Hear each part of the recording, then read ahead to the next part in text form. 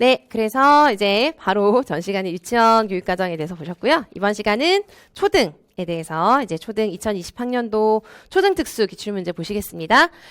초등 특수는 특히 또 특징이 뭐 물론 중특이나 유특도 그렇지만 교육과정이 다 포함되지만 특히 초등은 우리 특수교육 교육과정에 기본교육과정도 공통교육과정도 포함이 되고 초과정 문제도 또 있죠. 그래서 매년 이제 여러분들이 이제 시험 칠 때마다 체감하는 게 조금씩 다르긴 한 것 같은데 거의 동일한 비율로 동일한 배점으로 초과정이 나오고요. 올해도 뭔가 교육과정이 많이 나온 것 같다고 느끼시기도 하셨는데 그 이유가 제 생각에는 작년에 이제 기본교육과정이나 특수교육과정 쪽에서 너무 나오지 않았었어요. 좀 덜 나왔었거든요. 그래서 그에 비해서 올해 좀 그런 것들이 많이 다뤄지고 했던 게 있는 것 같고, 초과정 같은 경우는 뭐 이번에 초과정이 많이 나왔다 이렇게 매년 느끼시기도 하는데 제가 매년 이제 배점을 다 계산을 해보거든요. 초과정이 몇 점이었나 거의 비슷합니다. 19점에서 20점 정도. 그래서 올해도 20점 정도 되더라고요. 그래서 초과정은 여러분들이 이제 기출 공부하실 때 초등은 아무튼 이 초과정 때문에 너무너무 힘이 드시죠. 그래서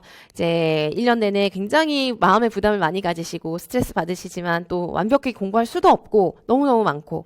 그래서 아무튼 초과정도 여러분들이 제가 늘 말씀드리는 건 초과정은 막 완벽히 공부하고 나 진짜 초과정 다 됐다 이러고 시험 보시는 분들 진짜 없거든요. 그러니까 그냥 각자 내가 공부하는 그런 상황이나 이런 건 다 다르기 때문에 내가 전체 100 중에서 초과정에 대한 건 20만큼 쏟겠다라는 걸 그냥 나에게 맞게 그 경계를 정해놓고 그 안에서 그냥 집중해서 열심히 하시고 기출 중심으로 하시고 그렇게 하시는 게 가장 좀 뭐 심리적으로나 실제적으로나 좀 효과적이지 않나 이런 생각을 합니다. 아무튼 그래서 초등은 20학년도 이제 보실 때도 교육과정 문제도 많고 법 문제도 있고 합니다. 그래서 제가 뭐 이제 문제 의도나 이런 걸 설명해 드리는 것이 필요한 건 거의 특학 부분이고 교육과정이나 법은 그냥 쓰라는 거 그대로 쓰시는 거라 그렇게 뭐 이렇게 이해가 어렵거나 뭐 그렇지 않죠. 그래서 그런 것들은 간단하게 빨리빨리 넘어가고 특수교육학이랑 관련된 거 좀 보고 그렇게 해서 마찬가지로 유특할 때 본 것처럼 문제 의도 그리고 문제 상황이 무엇인지 답을 쓸 때 무엇은 이것만큼은 꼭 포함해야 된다. 이 부분을 봐야 된다. 이런 것들을 좀 알려드리도록 하겠습니다. 자, 그래서 이제 A를 보시면은요. A의 1번을 바로 보시겠습니다. 그래서 1번은 제가 띄워놓긴 했지만 간단히 보실 거예요.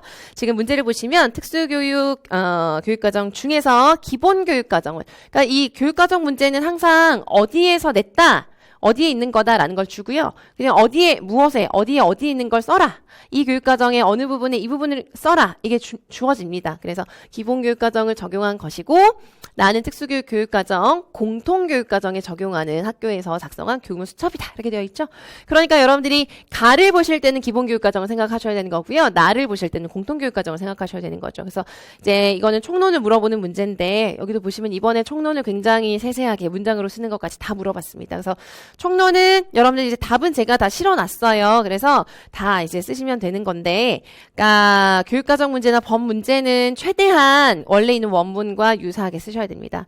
그래서 정말 토시 하나 안 빼놓고 통문장 암기하면 좋겠죠. 그러면 가장 확실하게 점수를 얻을 수 있으니까. 그런데 약간 좀 달라져도 핵심 내용이 빠지지 않으면 괜찮아요. 그런데 조사나 뭐가 좀 달라졌다. 그래서 의미가 달라집니다. 문장이 이렇게 쓰다 보면은 조사나 이런 걸 써서 뭐 원래 그 문장에 나와 있는 키워드가 몇 개는 있지만 문장을 쓰다 보니까 아예 의미가 맥락에 맞지 않다. 그러면 틀리는 거죠. 아시겠죠? 그래서 아무튼 여기에 이제 나와 있는 출제 영역이나 이런 거 확인하시고 지금 뭐 왜 이렇게 안 되느냐 다 총론에 그대로 있는 것들 찾아서 쓰시는 거예요.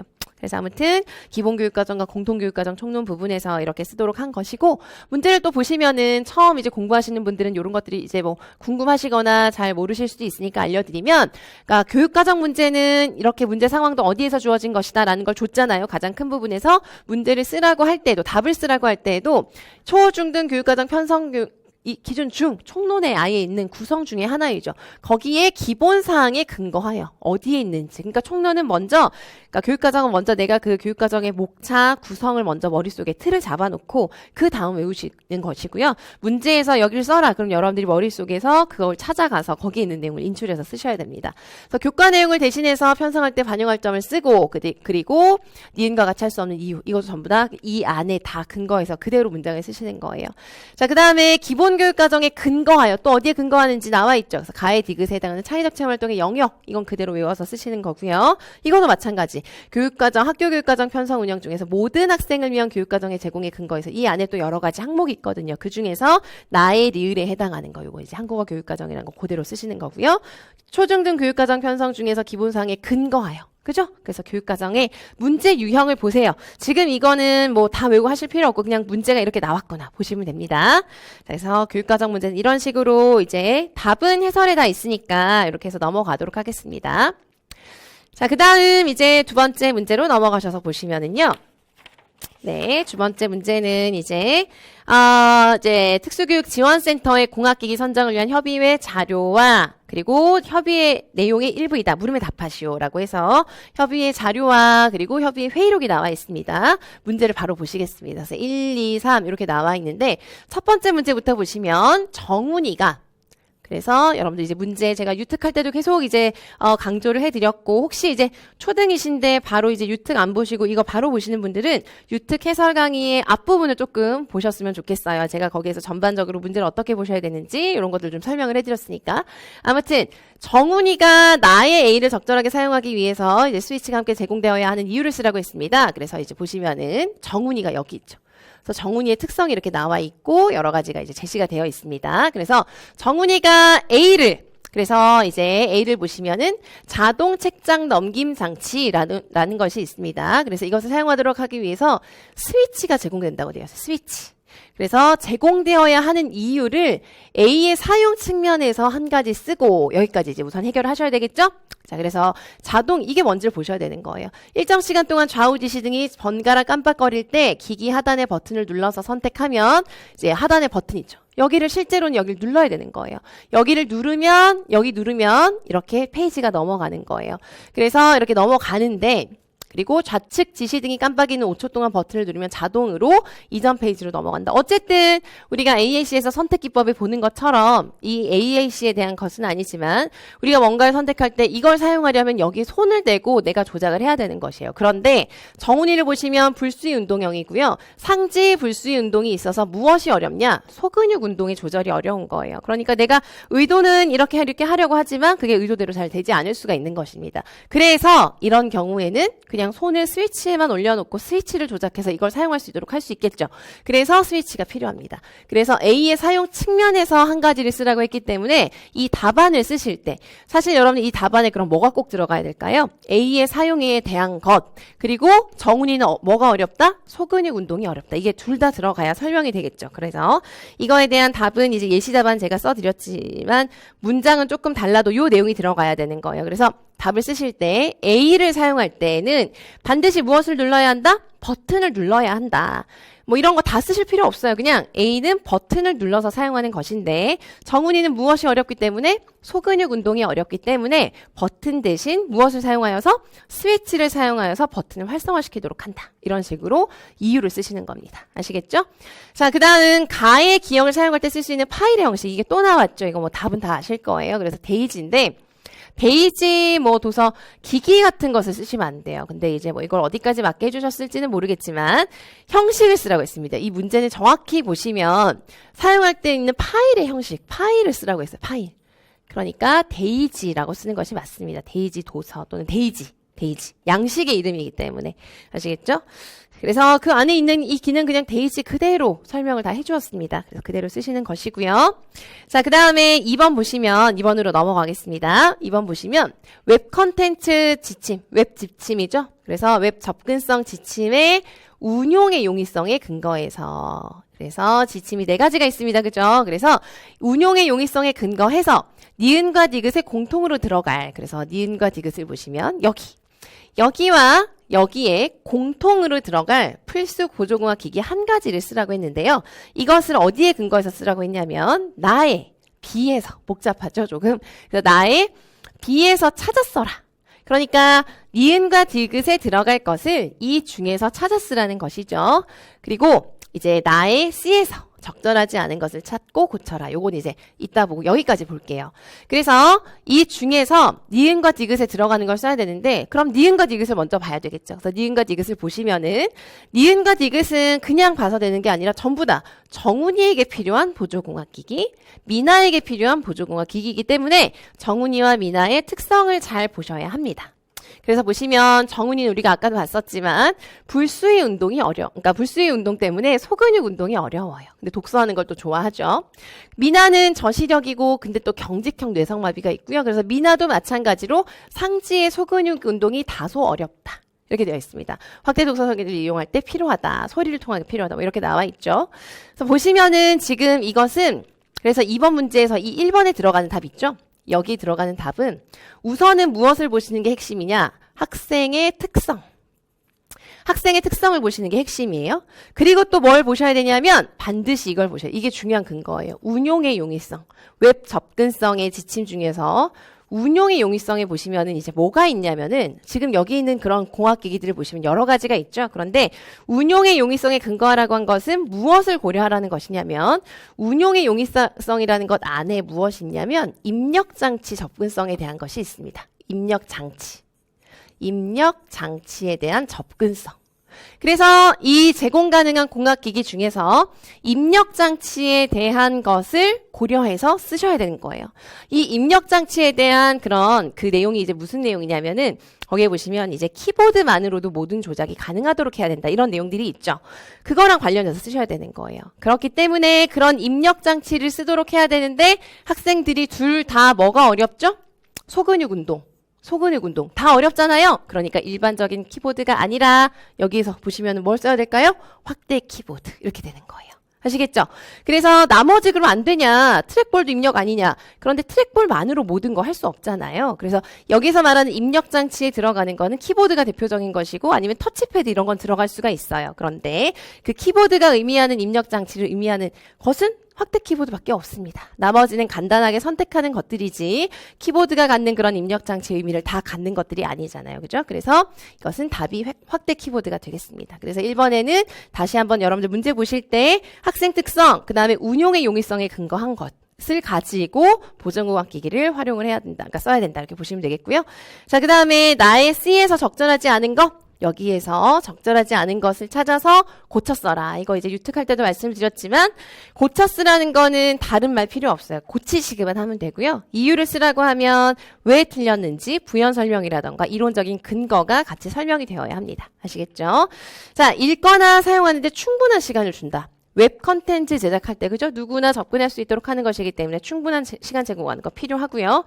광과민성 발작을 예방할 수 있도록 깜빡임을 사용을 제한한다. 이것도 중요한 부분이죠. 빠르고 편리한 사용을 위해서 반복되는 메뉴를 건너뛸 수 있게 한다. 맞습니다. 그죠? 그래서 다 맞는 설명이에요. 그런데 모든 컨텐츠의 모든 기능에 음성 인식으로 접근하도록 한다? 이거는 문장을 잘 보셔야 하는데 모든 컨텐츠를 음성 인식으로 접근하게 하면 음성 인식 안 될 수도 있잖아요. 그죠? 그래서 이거는 어떻게 고쳐 쓰라고 했습니다. 그죠? 그래서 이것도 마찬가지로 운용의 용이성이랑 관련이 되는 것인데 아까도 말씀드렸지만 운용의 용이성은 이제 입력 장치랑 관련해서 모든 기능의 음성 인식이 입력시키는 거잖아요. 접근하는 것이 아니라 음성뿐만 아니라 무엇만으로도 할 수 있어야 되죠? 키보드만으로도. 여기서 말하는 키보드는 다시 한번 말씀드리지만 제가 여러분들이 이제 참고하시라고 답안 팁에다가 써드렸는데 이제 모든 기능은 음성 인식 뿐 아니라 키보드만으로도 사용할 수 있어야 된다. 이렇게 답을 쓰시면 되고 답안 팁에 보시면 참고로 알아두시라고 써놓은 거예요. 키보드에는 터치패드나 음성 입력 장치 등이 모두 다 포함이 된다. 그러니까 얘는 지금 음성 인식이라고 하는 거는 음성 인식을 하는 그런 장치를 사용할 수 있다는 거잖아요. 근데 그것뿐만 아니라 다른 것들이 다 포함돼야 된다는 거죠. 그래서 음성 인식만으로 한다는 맥락으로 볼 수 있기 때문에 이건 틀린 설명이 되는 거예요. 아시겠죠? 자, 그래서 이제 웹 접근 지침이랑 관련해서 이번 문제 좀 꼼꼼하게 잘 보시고 판단을 하셔야 정확하게 쓰실 수 있는 문제였습니다. 자, 그 다음 세 번째는 법 문제가 되겠는데요. 법에 근거하는 문제는 정말 법에 또 다 근거가 정확히 있어서 교육과정은 그 원문에서 사용하는 용어나 표현을 그대로 쓰셔야 돼요. 자, 그래서 보시면은 이제 법에 근거하여서 가에 리을에 들어갈 서비스를 써라. 그리고 2번에 1번에는 그걸 쓰고 2번에는 각종 교구, 학습보조기, 보조공학기기의 설비를 제공해야 되는 주체, 법에서 주체 공부하시죠? 이를 제공할 수 있도록 지원센터에 필요한 기구를 갖추어 두어야 하는 주체. 법에 그대로 또 다 나와 있는 겁니다. 그래서 이제 주체는 여러분들이 이제 뭐 다 각급 학교회장, 교육감 이렇게 잘 아실 거고, 첫 번째 이제 1번에 쓰는 것은 답이 뭐냐면 정보 접근인데, 그건 어디에 근거가 있냐면 특수교육 관련 서비스 안에 들어가는, 니을에 들어가는 말이잖아요. 이건 여러분들 법 어디에 이제 근거가 있는 것이냐면 법의 제2조, 2조에 정의가 있죠? 정의에 보면 특수교육은 이거다, 특수교육 관련 서비스는 이거다, 이런 정의가 있습니다. 그 정의에 보면 특수교육 관련 서비스에는 상담 지원, 무슨 지원, 무슨 지원, 그리고 정보 접근 지원이 있다. 이렇게 되어 있어요. 그 부분에 근거해서 쓰시는 겁니다. 아이고, 그래서 법은 그대로 나와 있는 거, 용어 그대로 써야 되기 때문에 정보 접근 이렇게 쓰셔야 되는 거예요. 자, 아무튼 그거 확인하시고요. 넘어가겠습니다. 넘어가서 A의 3번 문제 보시겠어요. 자, 3번 문제는 여러분들 그리고 네, 요 또 제가 생각이 나서 이제 이것도 유특할 때 말씀드렸지만 자료 보실 때요. 해설 자료 같이 보시면서 제가 일전에 올려드린 자료 보시면서 이제 이걸 보셔야 되는데 제가 자료에서 가장 왼쪽 부분에 OX 표시해 놨죠. 이게 바로 이제 보시면 아시겠지만 이전에 기출되었던 적이 있는 건 O, 그렇지 않은 건 X 이렇게 이제 표시를 해놨어요. 그래서 여러분들 유초중을 그냥 다 한번 쭉 보시면 거의 다 이제 기출이 되었던 것입니다. 아시겠죠? 그래서 그런 거 참고해서 보시고 옆에 영역과 테마가 표시되어 있습니다. 그래서 이 문제는 약간 새롭게 제가 두 번째를 지금 X로 한 게 약간 애매하긴 했어요. 사실 이게 완전히 새롭게 나온 문제는 아니거든요. 하지만 좀 세부적인 내용 자체는 새롭게 다뤄진 것이라서 일단 X로 했지만 협동학습은 뭐 늘 나오는 것이잖아요. 그죠? 그래서 그런 것들은 좀 감안해서 보시면 되겠고요. 이 문제는 그래서 품행장애랑 협동학습 이런 것들이 이제 같이 나온 문제라고 보시면 되겠습니다. 자, 가의 A를 참고하여 문제 보실 때 또 말씀드리지만 요즘 문제들은 어디를 보고 뭘 써라 이게 굉장히 구체적이고 명료하고요. 이제 문제 조건이나 문제 상황도 굉장히 구체적으로 줍니다. 그래서 그걸 잘 파악하시는 게 정말 중요하거든요. 그래서 아무튼 어디를 보라고 하면 거기를 꼭 잘 보셔야죠, 당연히. 그래서 가의 A를 참고하여 기억의 이유를 어디에 근거해서? 여기에 근거해서.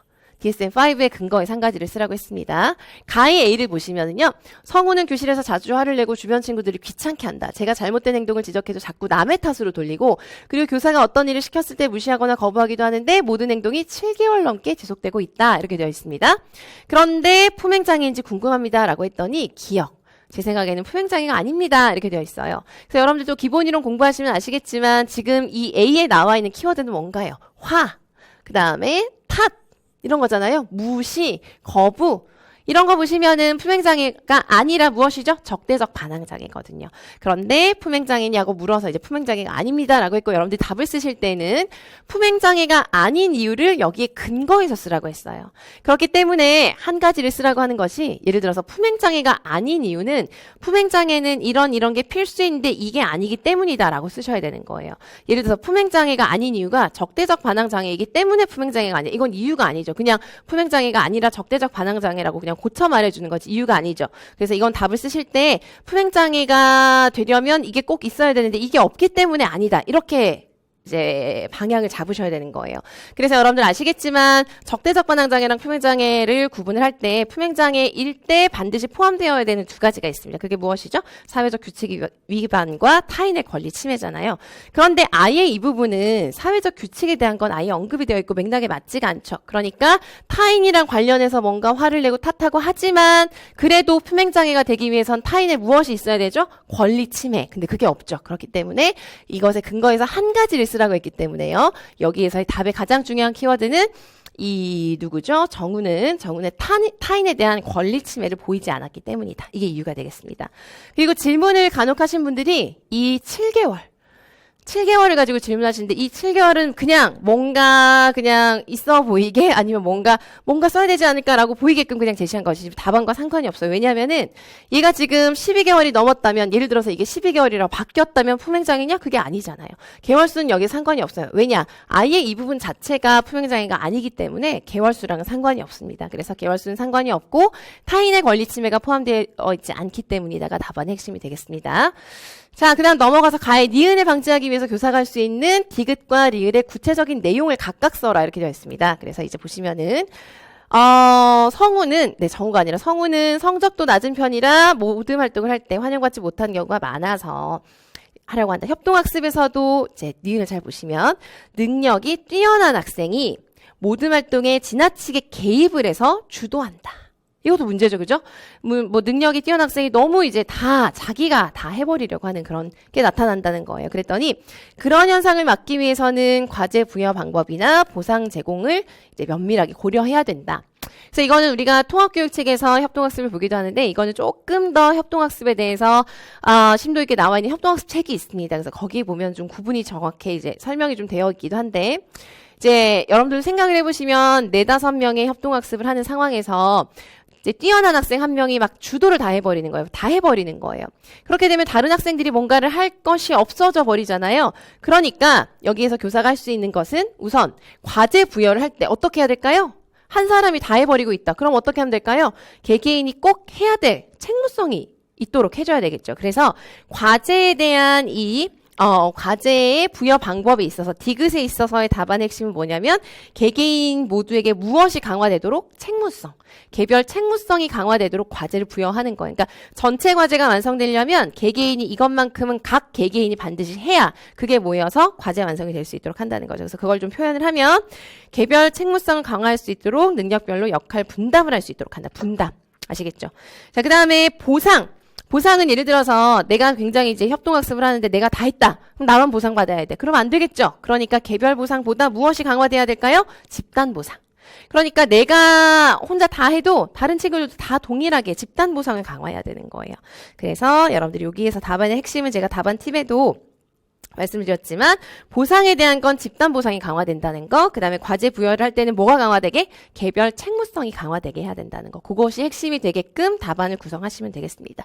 그래서 이게 약간 난이도가 좀 있어요. 답을 정확하게 좀 문제 상황에 맞게 판단을 해서 쓰시기가 되게 쉽지는 않으셨을 것 같아요. 자, 그 다음에 교육과정 문제는 넘어가도록 하겠습니다. 여긴 초과정에 해당하는 문제여서 넘어가도록 하겠고요. 그 다음 특수교육 평가에서도 굉장히 중요하게 다뤄지는 문제입니다. 그래서 이것도 진짜 자주 나오는 개념 중에 하나인데요. 비읍에서 치읓 중에서 적절하지 않은 내용 2가지를 골라서 기호를 쓰고 바르게 고쳐 쓰시오 이렇게 나와 있습니다. 그래서 보시면은요. 지금 이제 퍼센타일 100분이죠. 요게 이렇게 나와 있고요. 그 다음에 CBCL에 대한 문제행동 증후군 하위 척도에서 요렇게 척도들이 있고 T점수 나와 있고 여러분들이 이제 공부하실 때 점수의 유형 이런 거 중요하게 보시잖아요. 그거 그대로 이제 다 구성되어 있다고 보시면 되겠습니다. 어쨌든 이와 관련해서 적절하지 않은 걸 고르고 또 뭐라고 했죠? 고쳐 쓰라고 했습니다. 자, 바로 보시면은요. 70은 T점수를 의미하고 98%에 해당한다 이렇게 되어 있습니다. 그래서 지금 보시면은 70점 여기 있죠. 그리고 이렇게 실선이 있죠? 실선. 그래서 70점은 보세요. T 점수를 의미하잖아요. 그죠? 70은 T 점수를 의미하고 98%에 해당한다. 그대로 문제에 나와 있는 거 그대로 해설하면은 이렇게 되는 겁니다. 그죠? 자, 그 다음 93%는 표준 편차를 활용하면 1 SD, 표준 편차죠? 에 해당한다. 이건 여러분들 정규 분포 곡선 당연히 이건 필수 그릴 수 있어야 되고 1, 2 이렇게 표준 편차 그리면 이제 93%는 여기에 해당됩니다. 여기. 그래서 1에 플러스 1에 해당하는 것이 아니라 1과 플러스 1에서 2 사이에 해당한다. 이렇게 고치시면 돼요. 그냥 고치면 되니까 고쳐주시기만 하면 됩니다. 자, 그 다음에 불안, 우울, 위축, 신체 증상은 내재화된 것이다. 맞죠? 그 다음에 신체 증상. 그래서 이거 틀렸고요. 신체 증상 척도는 특정한 의학적 원인으로 인해 이런 특정 신체 증상을 나타낸다. 여러분 여기에서는 지금 CBCL이잖아요. 우리가 병원 가서 지금 뭐 감기 걸려서 배 아파서 가는 게 아니잖아요. 그런 걸 다루는 게 아니잖아요. 여기서 말하는 신체 증상은 이거는 틀렸는데 어디를 고쳐야 될까요? 특정한 의학적 원인이 있으면 그거에 따라서 이제 해결을 하고 치료를 하면 되겠죠. 그래서 이 CBC에서 얘기하는 신체 증상이라고 하는 건 특정한 의학적 원인이 없음에도 불구하고 이런 신체 증상을 호소하는 겁니다. 그래서 이 부분을 고치시면 돼요. 아시겠죠?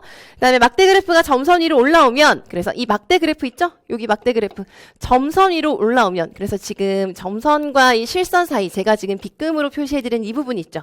이 부분은 뭐냐면은 이제 완전 임상 범위라고 하는 건 98 위로 올라가는 거예요. 퍼센타일 위로 올라가는 것이고요. 제가 지금 점선으로 해놓은 이 부분은 완전 임상 범위를 넘어간 것은 아니지만 뭐라고 할 수 있다? 준 임상 범위. 약간 위험한 부분이라고 볼 수 있겠죠?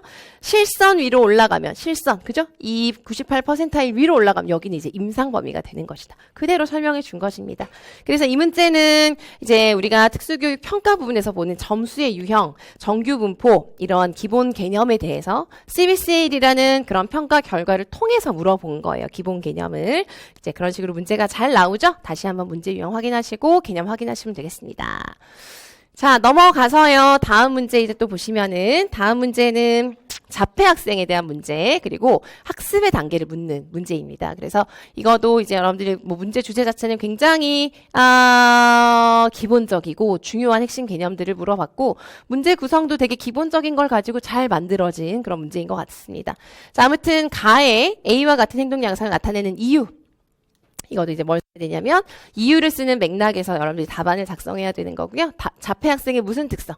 인지적인 특성. 그래서 인지적인 특성도 사실 뭐 여러 가지로 구분이 될 수 있겠지만 인지적 특성하면 뭐 최근에 자폐책 보면 기억부터 나오기도 해요. 그래서 기억도 있고 중앙응집 능력도 있고 실행 기능도 있고 마음이론, 마음이해, 결함도 있고 여러 가지가 있죠. 자, 그래서 이런 게 있지라는 걸 생각하면서 이제 A를 보시면은요. 물건 사기와 같은 일상생활에 무엇을 위해서 문제 해결을 위해서 계획하고 수행하는 게 어렵다. 그리고 점심시간과 같이 일상적으로 반복되는 시간에 작은 변화가 생기면 유연하게 대처하지 못하고 융통성이 없는 거예요. 유연하게 대처하지 못한다는 거는 융통성이 없다. 그리고 수업 중 과자를 먹고 싶을 때 충동성이 있는 거예요. 그래서 막 충동성이 있다는 건 억제력이 좀 부족한 것이죠. 그래서 한 번 더 생각해야 되는데 그러지 못하는 거예요. 이 나와 있는 계획을 하지 못하고 초인지적인 어떤 능력이 부족한 것, 융통성 없는 것, 충동성 있는 것 다 합쳐서 그냥 뭐의 키워드죠? 실행 기능. 그래서 A에 들어가는 것은 근데 지금 실행 기능의 결함이다. 이렇게만 쓰시면 안 돼요. 왜냐하면은 문제에서 A와 같은 행동 양상이 나타나는 이유를 인지적 특성과 관련 지어서 설명하라는 문제입니다. 서술형 문제예요. 그렇기 때문에 여러분들이 쓰실 때는 실행 기능의 결함에 따라서 이제 이유를 쓰시는 거죠. 지금 학생 민호는 실행 기능의 결함에 따라서 A와 같이 이제 행동 양상을 보인 것이다. 이런 식으로만 간단하게 써주시면 되겠습니다. 자, 그 다음 2번으로 넘어가겠습니다. 2번으로 넘어가서 나의 기억은 학습자의 반응 수행 수준에 따른 학습 단계. 반응 수행 수준에 따른 학습 단계. 여기서는 이제 학습 단계라고 하는 것이 핵심인데요. 어느 단계에 해당하는 것인지를 써라. 이렇게 되어 있습니다. 그래서 나의 기억을 보시면은 근데 나의 기억을 이제 보실 때 여러분들 제가 또 말씀드리지만 어떤 밑줄을 보라고 하잖아요. 문제에서. 거기를 보고 답을 써라. 그래도 정말 거기만 보시면 안 되고요. 문제 전체의 분위기라던가 분위기라기보다는 주제, 그 다음에 테마, 그리고 그 주변에 어떤 사항들이 있는지 특히 이제 뭐 이런 것도 마찬가지지만 대화 내용 같은 거 주어지잖아요. 그럼 정말 그 밑줄만 보면은 잘 알 수 없는 것이 그 주변에 뭔가 단서들이 늘 있습니다. 그래서 문제를 전체적으로 보셔야 돼요. 그래서 이것도 마찬가지로 기억을 보시기 전에 전체적으로 한번 보시면은요. 이제 집회 변별하기라고 하는 걸 지도를 하려고 하고 준비물이 있고 학습 단계 1이 있고 학습 단계 2가 있죠. 그죠? 그래서 전체적으로 1부터 한번 보세요. 1,000원 주세요라고 말했을 때 1,000원짜리 지폐를 찾아서 교사에게 주도록 지도했고 교사가 민호에게 5,000원 주세요라고 말했을 때 5,000원짜리 지폐를 찾아서 교사에게 주도록 했다. 그래서 정반응을 보일 때마다 칭찬을 했다. 이런 말들 보시면 또 키워드가 생각이 나실 거예요. 수행 기준에 따라서 지폐 변별하기를 뭐 하면 습득하면 다음 단계로 넘어간다. 그래서 1단계는 무슨 단계일까요? 여기가 바로 습득 단계가 되는 거예요. 습득. 그래서 습득 단계는 뭐가 제일 중요한가요? 학습의 기술의 정확성이 가장 중요합니다. 정확성. 그래서 정확하게 정반응을 많이 하도록 하기 위해서 정반응을 보일 때마다 칭찬을 했어요. 그러니까 이거는 무슨 강화를 한 것이죠? 계속 강화를 한 것이에요. 이게 습득 단계라는 첫 번째 학습 단계에 맞게 다 문제가 구성이 되어 있죠. 상황이 구성이 되어 있죠. 이로 넘어가서 보시면 지폐 변별하기 반응을 5분 내에 15번, 5분 내에 한다는 거는 뭘까요? 시간 안에 정확하게. 그러니까 정확하게 한다는 거는 정확성이죠? 그런데 5분 내에 한다는 거는 뭐죠? 유창성을 같이 보는 거예요. 유창성과 정확성을 같이 보는 것이죠. 그러니까 더 짧은 시간 내에 15번에 이제 수행을 할 수 있도록 계속 연습을 시키는 거예요. 그렇기 때문에 여기 보시면 반응 수행 수준에 따른 학습 단계 중에서 어느 단계에 해당하느냐? 무슨 단계인가요? 습득 단계, 2단계는 숙달 단계. 이렇게 되는 것이죠. 그죠? 그래서 습득, 숙달 이렇게 되어 있고 중략이 되어 있어요. 그래서 원래 학습 단계는 습득, 숙달, 그 다음에 일반화 유지 이렇게 구성이 되는데 단계는 여기까지만 제시를 하고 이제 유의사항을 보시겠습니다. 유의사항을 보시면 민호가 습득한 지폐 변별하기 기술은 자 이게 키워드죠 또. 시간이 지난 뒤에도 수행할 수 있도록 해야 된다라는 거예요. 그래서 학습 단계 1의 강화 계획을 뭐 한다? 조정한다 이렇게 되어 있습니다. 문제 맥락 다 아시겠죠? 그래서 시간이 지난 뒤에도 수행한다는 거는 뭘까요? 무슨 개념이죠? 유지입니다. 유지. 그러니까 유지가 될 수 있도록 하기 위해서 학습 단계 1에서 보세요. 우리가 무슨 강화 계획을 봤었죠? 계속 강화 계획을 했었는데 그걸 조정하는 거예요. 계속 강화는 장점이 뭔가요? 이런 습득 단계처럼 정반응을 하도록 하는 것에서는 장점이 있지만 계속 이것만 하면은 이제 강화가 포만 상태가 되기도 하고 강화에 너무 의존하기도 하기 때문에 잘 유지되도록 하기 위해서는 강화 계획을 어떻게 해야 될까요? 간헐 강화. 그래서 3번 문제 나와 있죠. 나의 니은을 위한 강화 계획의 종류를 써라. 그러니까 계속 강화 아니라 뭐라고 쓰셔야 될까요? 간헐 강화 계획. 이렇게 쓰시면 되는 거죠. 자, 그 다음 디귿 습득한 지폐 변별하기 기술을 일상생활에서 사용할 수 있도록 다양한 실제 상황에서 편의점, 학교 매장, 문구점 등에서 이것도 뭔가 느낌이 오시죠? 1,000원짜리 지폐와 5,000원짜리 지폐를 변별해서 좋아하는 과제를 구입하도록 했다. 여기도 중요한 그런 키워드를 뭔가 나타내려고 하는 단서가 그냥 너무 이제 딱 주어져 있습니다. 습득한 기술을 일상생활에서 사용하도록 다양하게 이제 훈련을 시키는 거. 그러니까 얘는 유지라면 얘는 뭘까요? 일반화. 그죠? 그래서 디귿의 이유를 이렇게 한 이유를 강화제 측면에서 쓰라고 했어요. 강화제? 그래서 다시 한번 보세요. 아, 일반화가 되도록 하는 것인데 마지막에 보세요. 민호가 무엇하는 좋아하는 과자를 구입하도록 했다. 좋아하는 과자를 구입할 때 이걸 쓰면은 어떤 강화가 될까요? 자연적인 강화. 아시겠죠? 그래서 이 문제는 일반화가 잘 되려면 자연스러운 강화를 해야 된다는 것을 이론적인 핵심으로 해서 만든 예시예요. 그래서 여러분들 이거 답을 쓰실 때 습득한 기술, 변별하기 기술을 일반화하기 위해서, 일반화가 잘 되도록 하기 위해서 좋아하는 과제를 사용하는 것과 같은 자연적인 강화제 측면에서 쓰라고 했기 때문에 꼭 쓰셔야 됩니다. 강화제 측면에서 자연적 강화제를 사용한 것이다. 이렇게 쓰시면 됩니다. 그래서 제가 예시 답안으로 드리는 거는 다시 한번 말씀드리지만 어떤 문장이 정말 똑같아야 된다 이렇게 보시는 건 아니고요. 이런 문장의 핵심 의미 있죠. 그런 맥락 그리고 문장의 흐름 그다음에 그 문제 안에 있는 문장 안에 있는 문제가 요구하는 키워드 이런 것들이 포함이 되어야 하는 거예요. 그래서 그런 것들을 위주로 해서 보시면 되겠습니다. 자, 다음 문제로 이제 넘어가서 A의 5번을 보시면은요. A의 5번 문제 같은 경우는 이제 1번 문제는 공통체육 문제라서 넘어가도록 하겠고 이제 2번부터 보시도록 하겠습니다.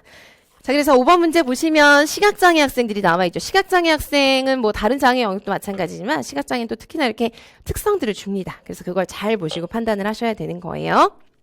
자, 그래서 한영과 영철과 민수가 있는데 각각 이렇게 이제 안질환과 핵심적인 특성이 나와 있고 세이, 지유, 연우도 다 나와 있습니다. 그리고 지금 응급처치하는 거 이렇게 이제 나와 있는 상황들 보시고요. 화면 해설 서비스 제가 이제 유특 해설 앞부분에서 기출 분석하는 방법 같은 거 많이 알려드렸었죠. 그러니까 간단하게 알려드렸었는데 이제 기출의 문구라던가 문제 상황에 제시된 어떤 핵심 용어들 답이랑 상관이 없어도 봐야 되는 거 이런 것들이 여기도 다 있는 거예요. 그죠? 그래서 이제 뭐 여러 가지 점자 자료의 점역자 주의, 뭐 그다음에 뭐 화면에서 서비스 뭐 이런 것들 있죠. 이런 데도 다 답이 아니어고 답을 쓸 때 꼭 직접적으로 관련되지 않고 그냥 문제 상황을 만든 것이어도 그게 문제다 이제 기출 문제 어딘가에 뭔가 등장했었던 것이거든요. 그런 것들이 나중에 또 문제로 구성이 되기도 해요. 그래서 문제를 나중에 이제 기출 문제를 꼼꼼하게 보실 때는 그런 것도 꼭 챙기시기 바랍니다. 자, 그 다음 이제 보시면 이제 다 문제 상황이 이제 주어져 있죠. 바로 문제 보시면요.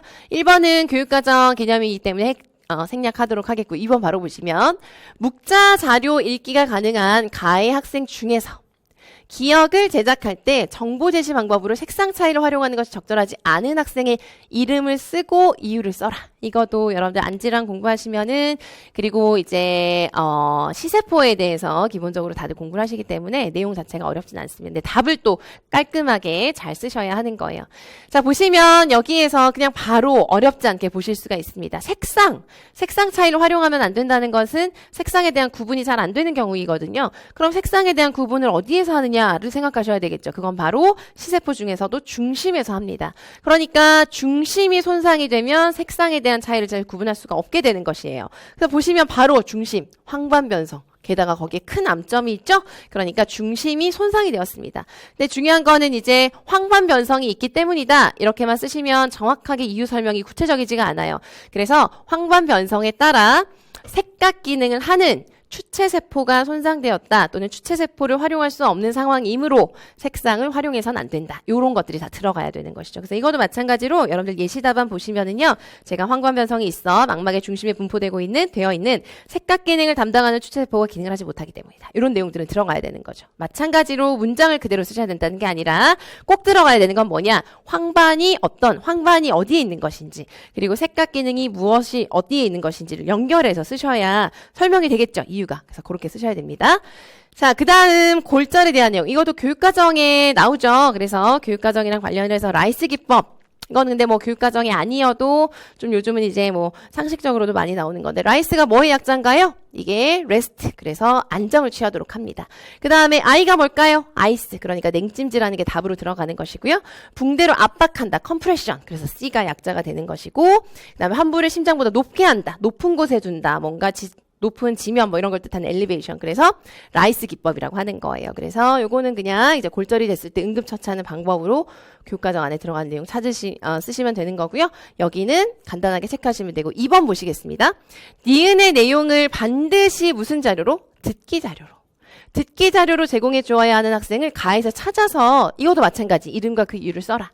그래서 지금 보시면 니은의 내용을 보시면은요, 이제, 니은의 내용을 보시면 안내판인데, 얘를 반드시 듣기 자료로 제시해야 되는 학생이 있습니다. 누굴까요? 이것도 여러분들 안질환 특성이 그대로 다 나오는 것이죠. 민수. 당뇨 망막병증. 그래서 당뇨 망막병증이 있기 때문이다. 근데 이것도 이유스라고 했는데요. 그냥 민수는 당뇨 망막병증이기 때문이다. 그러면 그건 우리가 알아볼 수가 없잖아요. 구체적으로. 그래서 당뇨 망막병증이 있으면은 점차적으로 뭐가 둔감화되죠? 촉각이 둔감화됩니다. 그런데 여러분들 여기서는 답을 정확하게 쓰시는 거는 당뇨 망막병증뿐만 아니라 뭐도 쓰셔야 되냐면 시력의 상태를 나타내주는 단서도 있기 때문에 이것도 같이 쓰셔야 돼요. 그러니까 민수는 지금 보시면 안전수동이라고 하는 것은 지금 무엇이냐면 눈 앞에서 손을 움직이는 정도만 볼 수 있는 것이잖아요. 그래서 지금 민수는 시력을 활용할 수 있는 상태가 아니에요. 그래서 여러분 답을 쓰실 때 민수는 우선 그러니까 안전수동으로 시력을 활용할 수 없는 상태이며 당뇨 망막병증으로 인해 촉각이 점차 둔감화됨으로 듣기를 통한 듣기 교재가 필요하다. 이렇게 쓰셔야 되겠죠. 아시겠죠? 답을 쓰실 때 요 두 가지가 전부 다 이유가 되는 거예요. 합쳐서 쓰시는 거예요. 그래서 이제 그렇게 답을 쓰셨는지. 그러니까 이제 시험을 보시고 많은 분들이 이제 내가 생각했을 때 이거 나는 뭐 예를 들어서 뭐 60점이야. 그런데 실제로 50점 나오고 이런 경우가 되게 많거든요. 그게 뭐냐면은 뭐 칼체 물체 이런 거 아니고요. 이제 대부분은 물론 그런 것도 일부 있을 수 있지만 그게 아니라 여러분들 이런 걸 보시면은 당뇨 망막병증 다 내가 너무너무 친숙한 내용들이 문제로 거의 대부분 나오잖아요. 그러니까 내가 머릿속으로 친숙하니까 내가 그걸 쓸 때도 다 맞게 쓴다고 생각을 하시는데 그렇지 않은 경우도 있는 거예요.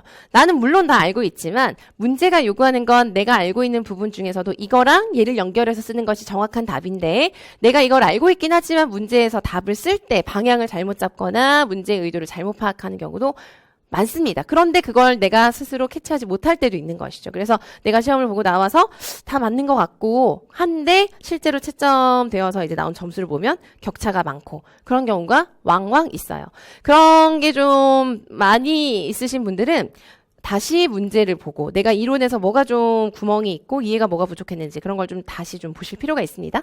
네, 아무튼 그런 거 참고해서 아무튼 답 쓸 때 잘 듣기 자료를 제공해주세요. 이유. 잘 쓰셔야 됩니다.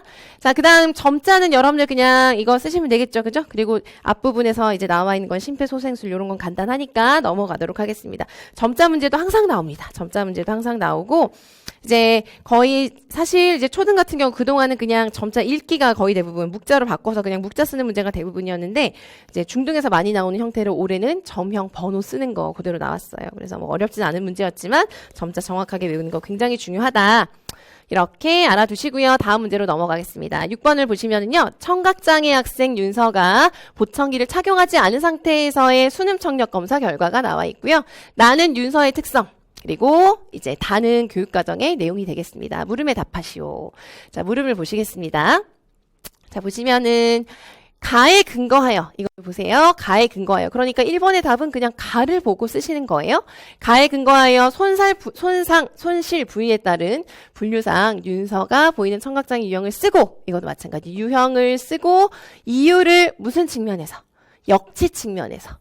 그러니까 요즘 중등 문제도 그렇고요. 계속 제가 말씀드리죠. 점점 문제가 적용하는 문제에다가 답을 쓸 때 그 문제가 수능 청력 검사 다들 잘 알거든요. 그리고 뭐 다 아는 내용이죠. 사실 이론적으로는. 하지만 답을 쓸 때 역치 측면에서 이런 조건들이 있어요. 그러면 문제가 이렇게까지 구체적으로 조건을 준 건 반드시 지켜서 쓰셔야 돼요. 문장을 쓰실 때 내가 역치 측면에서 이런 걸 쓴다라는 게 명확하게 보이게 간결하게 쓰셔야 됩니다. 자, 어쨌든 볼까요? 문제를 다시 한번 보시면은요. 가에 근거해서 보세요. 좌우가 나와 있는데 골도기도 나와 있는데 그러니까 이번 문제는 대부분 이제 수능 청력 검사 결과를 보통 뭘로 주죠? 청력도로 주는데 이번에는 좀 다르게 표시를 한 것뿐이에요. 그냥 표로 그냥 수치를 준 것뿐이고 청력도는 우리가 그냥 머릿속으로든 실제로 대략적으로든 그려볼 수 있습니다. 그리고 그리지 않아도 수치가 그냥 근거이기 때문에 그냥 보시면 좌측을 먼저 보시면 다 보세요. 역치가 비슷하죠? 그 다음에 골도 기도, 우측도 보시면 다 거의 동일합니다. 그러니까 지금 이 표가 나타내주고 있는 건 뭐냐면은 지금 이 학생 윤서는 보청기를 착용하지 않은 상태에서 좌우 모두 역치 수준을 보면 평균을 내보지 않아도 손상되어 있는 상황이죠. 좌우 모두 기도와 골도가 모두 손상되어 있으며 역치 측면에서 뭐라고 써야 되잖아요. 역치가 골도기도 전부 다 역치 수준이 비슷하다. 골도 역치와 기도 역치가 비슷하다. 그래서 여러분들이 이 답에서 쓰실 때 꼭 쓰셔야 되는 거 이유를 쓰실 때 좌우 모두 골도와 기도가 모두 손상되어 있으며 골도 역치와 기도 역치가 역치 측면에서 써야 되니까 비슷하다. 거의 비슷하게 나타나기 때문에 무슨 유형이죠? 감음신경성이다. 이렇게 쓰시는 겁니다. 자, 그래서 역치 측면에서 쓰라는 거 꼭 반영해서 써야 된다. 자, 그 다음 가의 기억을 측정할 때 항상 차폐를 하는 이유를 이간감쇄, 이간감약 특성과 관련지어 써라. 이것도 정말 자주 나오는 그런 문제 상황인데요. 뭐랑 관련지어 써라. 학생 가의 뭐 특성을 관련지어 써라. 관련지어 쓰라는 말이 나오면 반드시 말 그대로 관련지어서 연결지어서 설명하셔야 돼요. 문장 쓰실 때. 아이고. 자, 그래서 다시 이제 보시면은요. 밑줄. 골도 역치 구할 때 왜 항상 차폐를 해야 되느냐? 이걸 이간감약이랑 관련지어 쓰라는 거예요. 답은 간단합니다. 뭘까요? 골도 차폐를 할 때, 그러니까 골도 검사를 할 때 항상 차폐하는 이유는 이간감쇄가 평균적으로 얼마라고 보죠? 0이라고 봐요. 물론 주파수에 따라서 약간의 이간감쇄가 있기도 하지만 골도 차폐는 이간감약 또는 이간감쇄가 어떻다고 본다? 일어나지 않는다고 본다. 그러니까 근데 그게 답이 아닙니다. 그렇게만 쓰시면 완전한 답이 아니에요. 골도는 감쇄 또는 이간감약이 거의 일어나지 않는다고 보기 때문에 항상 뭐가 일어날 가능성이 있다고 본다? 반대 청치가 될 것이라고 본다. 거기까지 쓰셔야죠. 그래야 이제 차폐 이유가 되는 거니까. 그러니까 이간감약이 일어나지 않는다는 것도 쓰셔야 되지만 이간감약이 일어나지 않아서 항상 골도는 반대 청치가 일어난다고 보기 때문에 차폐를 실시해야 된다. 이렇게 쓰셔야 정확하고 구체적인 답이에요. 아시겠죠? 자, 그 다음 문제로 넘어가서 다음은 3번 문제죠? 네. 3번 문제에 어음 명료도 곡선. 얘도 이제 기출로 많이 나온 부분입니다. 가와 나에 근거해서 윤서와 같은 청각장애 유형에 나타나는 곡선의 기호와 어음 명료도의 변화 양상을 써라 이렇게 되어 있습니다. 그래서 이것도 문제 보시면은요. 이것도 굉장히 명백하게 준 단서가 있어요. 가와 나에 근거하라고 했죠. 그러니까 가에 따르면은 우리가 가를 통해서 알 수 있는 건 뭐였나요? 감음신경성이라는 거. 그죠? 그런데 지금 가와 나를 통해서 보라고 했거든요. 그래서 가와 나를 통해서 이제 윤서의 특성을 보시면은요. 선천적으로 코르티 기관의 손상이 있다. 그러니까 코르티 이런 말을 준 거는 뭘 나타내 주는 거죠? 윤서는 어디에 손상이 있다? 뇌의 손상이 있어요. 그런데 청신경에는 이상이 있다 없다? 없습니다. 그리고 중추청각 처리에도 이상이 없어요. 보청기를 착용한 상태에서 자음 중 마찰음 파찰음을 정확히 듣는데 어려움이 있다. 요건 이제 예외로, 그러니까 다른 문제에서 보시면 되는 거고요. 그래서 요 세 가지를 보고 우리가 뭘 알 수 있냐면 뇌에는 손상이 있지만 신경과 중추에는 손상이 없는 거예요. 그래서 우리가 미로를 이제 뇌에는 미로잖아요. 그죠? 미로. 그래서 뇌에는 손상이 있다. 그러니까 미로성 난청인 거죠. 하지만 뇌 이후에 있는 신경과 중추에는 이제 문제가 없기 때문에 후미로는 괜찮은 거예요. 오케이. 후미로는 오케이인 거예요. 그러니까 지금 이제 감음 신경성이라고 합쳐서 얘기를 하기도 하지만 구체적으로 나누어서 보면 미로성이라는 거죠. 미로성 난청. 후미로는 청각장애, 후미로 청각장애 아니라는 거죠. 그래서 이제 여기 보시면은요. 여러분 어음 명료도 곡선 보시면 A는 정상이죠. 얘는 감음성, 얘는 미로성, 얘는 후미로성 나타내는 거죠. 그러니까 기호는 C를 쓰시면 되는 것이고 어음 명료도의 변화 양상을 쓰라고 했습니다. 변화 양상, C의 변화 양상 그대로 쓰시면 되는 거예요. 그래서 이제 미로성이기 때문에 어음 강도죠. 강도를 점점 높여줘도 일정 부분에서 어음 명료도가 더 이상 증가하지 않는다. 그런 양상을 보인다라고 하는 미로성의 그런 어음 명료도의 특징을 그래프 보면서 또는 여러분들이 이론적으로 아는 거 그대로 쓰시면 됩니다. 아시겠죠? 이것도 정말 뭐 중등에서 특히 많이 나왔지만 반복되던 그런 문제가 다시 한번 나왔습니다. 자, 그 다음 4번 문제. 이제 청력 검사랑 좀 다르게 이것도 정말 많이 나오죠. 듣기 기술, 청각 기능의 단계, 듣기 기술 단계는 여러분들 4단계가 있죠. 그래서 가장 먼저 이제 인식하고 변별하고 확인하고 이해하는 단계인데 제가 기출하고 뭐 모의고사 할 때도 정말 이해 단계가 정말 많이 나와서 그런 얘기를 막 정말 이해밖에 안 나온다 이런 얘기를 했었는데 올해는 조금 다르게 나왔더라고요. 아무튼 이제 이 단계 근거해서 다의 니은이 어느 단계에 해당하는지 1번에 쓰고요. 다의 디귿에 들어갈 내용을 자료 유의점에 제시된 글자 카드를 활용해서 이것도 이제 예시 쓰는 거죠. 그죠? 그래서 보시겠습니다. 자, 보시면 지금 여기 들어가는 거 보세요. 단계. 확인 단계는 여기 먼저 제시가 되어 있는 거예요. 그래서 니은에 들어가는 걸 알려면 여기를 봐야 되겠죠? 여기도 키워드가 어렵지 않게 나와 있습니다. 같은 소리 들리면 O, 다른 소리 들리면 X. 그러니까 무슨 단계가 될까요? 변별 단계가 되는 거죠. 그대로 쓰시면 되고요.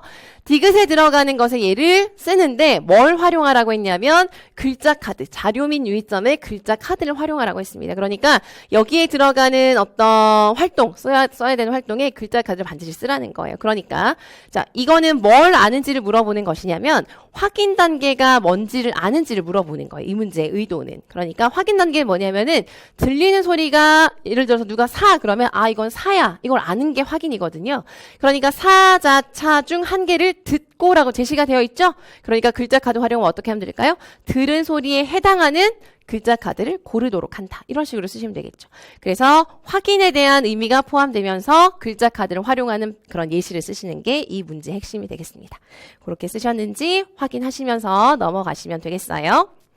자, 다음 문제로 넘어가서 이제 7번 문제는 A의 7번 문제, A의 8번 문제 그대로 다 초과적 문제라 통째로 넘어가시면 되겠고요. 이제 B로 넘어가겠습니다. B로 넘어가서 이제 보시면은요.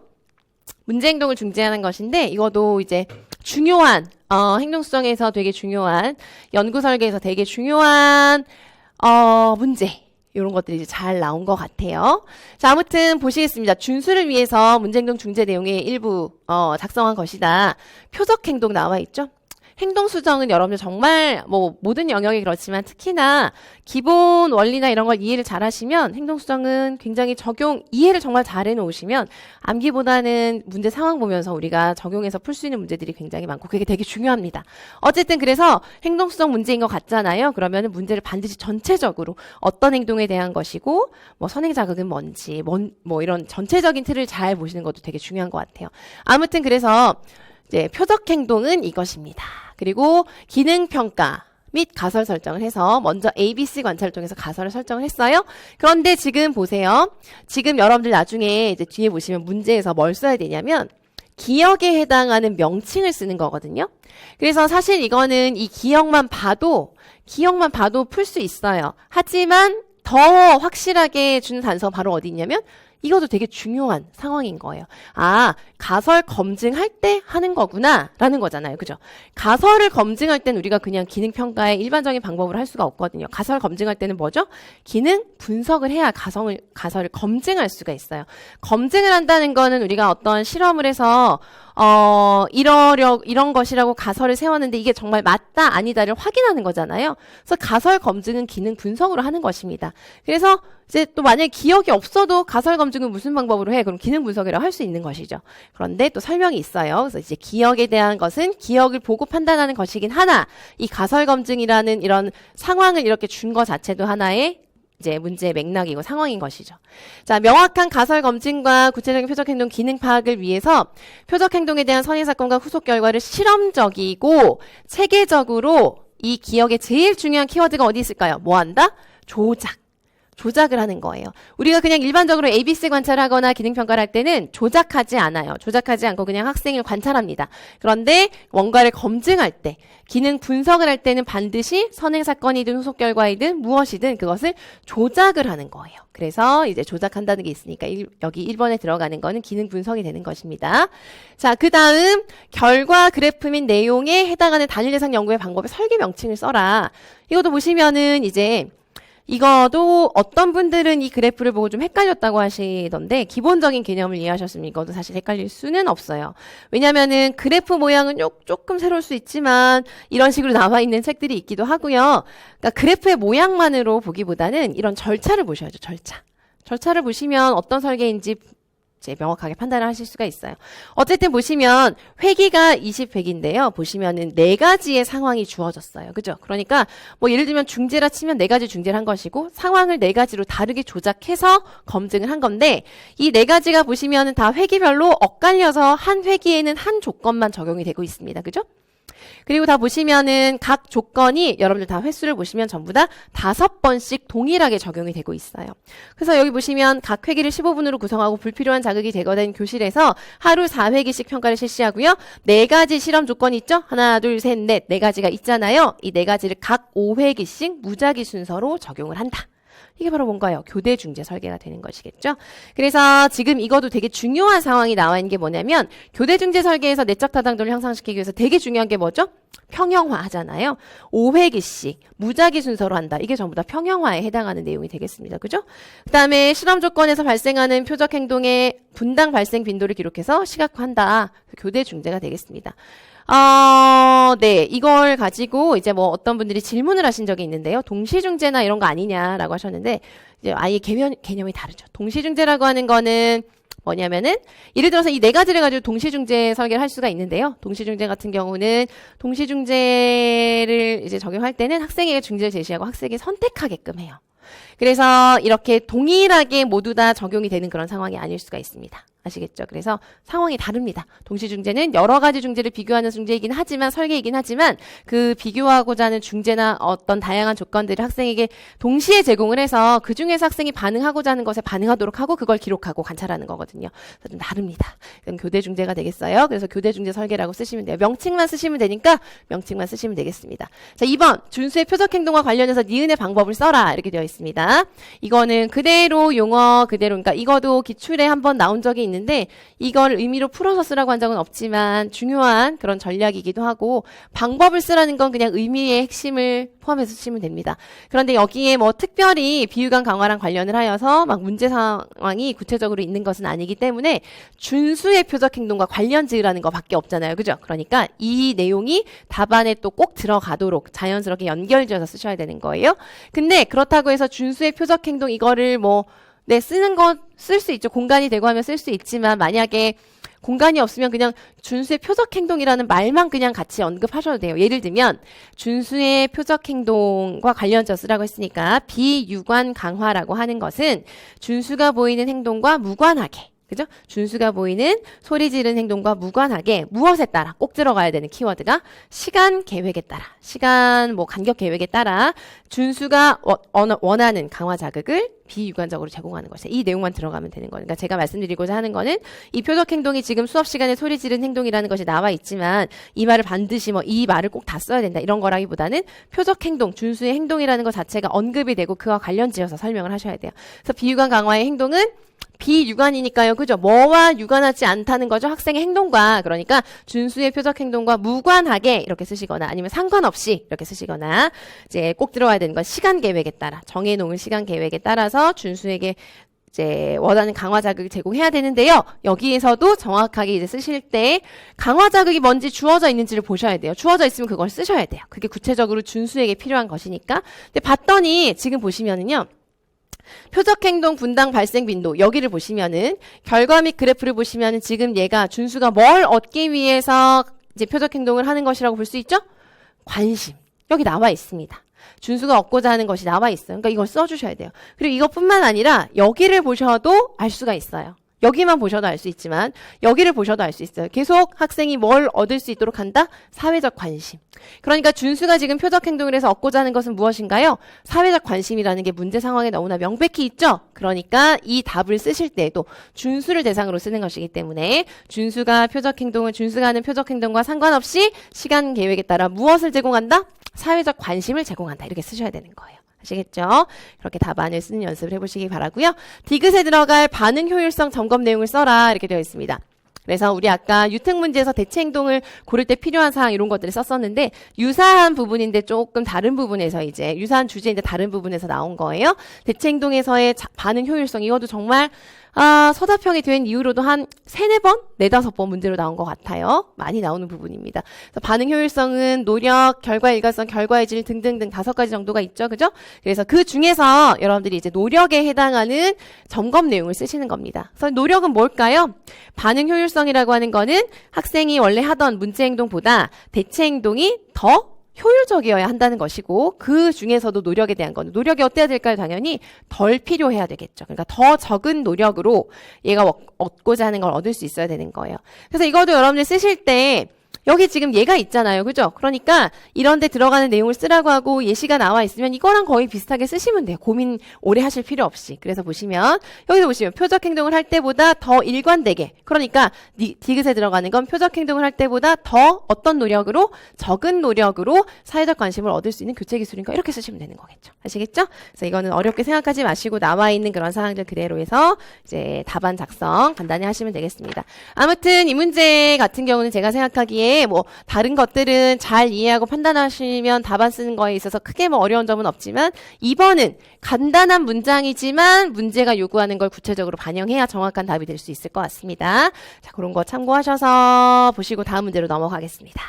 자, B의 2번, 초등 B의 2번을 보시면은요. 가는 지체장애 특수학교에 다니는 학생들의 특성이고 나는 이제 수업 계획 일부이다. 물음에 답하시오라고 해서 학생 특성이 나와 있습니다. 예지, 준우, 은수 이렇게 나와 있고요.